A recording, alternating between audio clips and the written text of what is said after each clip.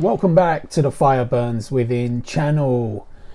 I've had a request, a ranking video to do. A YouTuber or YouTube user by the name of Liam Fernandez actually commented under my Firewind ranking video and asked me to do a Kamelot ranking video. Now Kamelot has a lot of albums, 12 albums, so I'd have to do some re-listening because I'm not, up on all of them that well. I mean, I know all the recent ones and I know most of the Khan ones, but some of the early ones I don't know, and I'd have to re-listen to do a proper ranking. And I did have to do a little re-listening for this one as well, but so I thought, let me cut it in half and let me just do my top 6 Kamelot albums of all time. So I'm just going to do this quickly in reverse order, obviously, from 6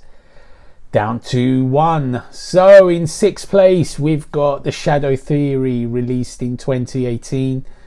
The most recent Kamelot album. I noticed this album only gets an average rating of 63 on Metal Archives, which is quite low. It's a much better album than that. I think it's a really good album, a little bit underrated.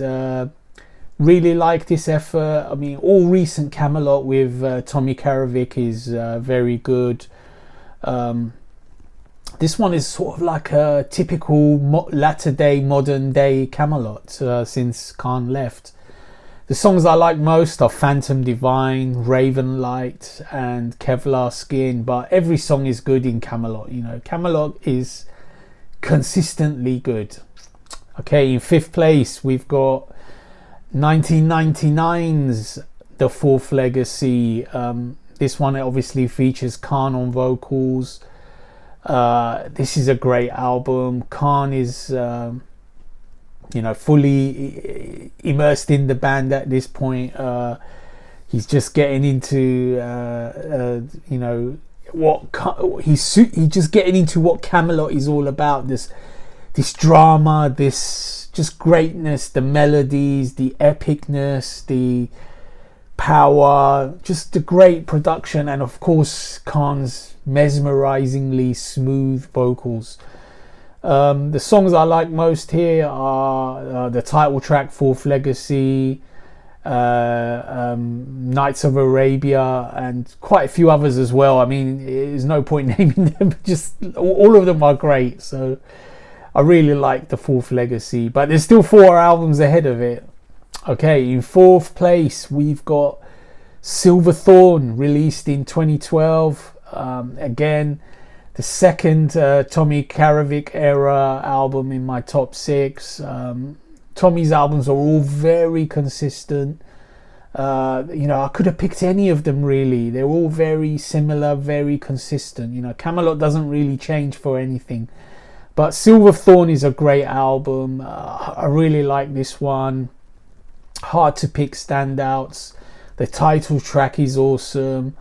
I actually love the ballad Falling Like the Fahrenheit a lot. Sacrimony is also a great song.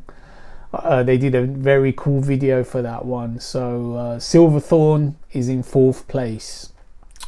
Okay, the top 3 Kamelot albums. In 3rd place, I should add, this top 3 is very tight between them. I mean, I've given an order today, but if I re-listen tomorrow I could come up with a different order, because these 3 albums are all very close to one another. I'd rate them all around the 9 out of 10, 8.5, 9 out of 10, possibly 9.5 the top, but they're all just amazing albums in the Kamelot catalogue. So anyway, in 3rd place we've got 2003's Epica album. This album obviously features Khan again. Center of the Universe is one of the catchiest Kamelot songs that they still play live to this day. Now that Tommy's in the band. The rest of it is just top quality, dramatic power metal. these albums that I'm gonna list now, they're all very much similar efforts. You know, they just deliver what the Kamelot fans were after. They didn't deviate from the expected path that the Kamelot fans wanted. So Epica, just an awesome release, but only third for this countdown. So there's 2 albums ahead of it. In second place, we've got Karma, released 2 years earlier in 2001. It's a really great album. It's just the same words I have to repeat. The drama, the melodic content, the amazing vocals from Khan. It's just a great album. Khan is probably in his pomp here. He's in his absolute golden period. He's in the best form he can possibly be. Karma is an amazing album. All Kamelot fans know this, but it's still not the number one. I don't know if you've guessed it or not, but my top Kamelot album on this countdown to round off this top 6 is the Black Halo, released in 2005. This album is just an awesome album. It's top class Kamelot. It's at their best, more or less. It's just great melody after great melody. So many great songs, start to finish. Awesome. Just a lot of drama, a lot of atmosphere. Just great stuff all the way. The Haunting, I love that song. It's very haunting, as the title would suggest.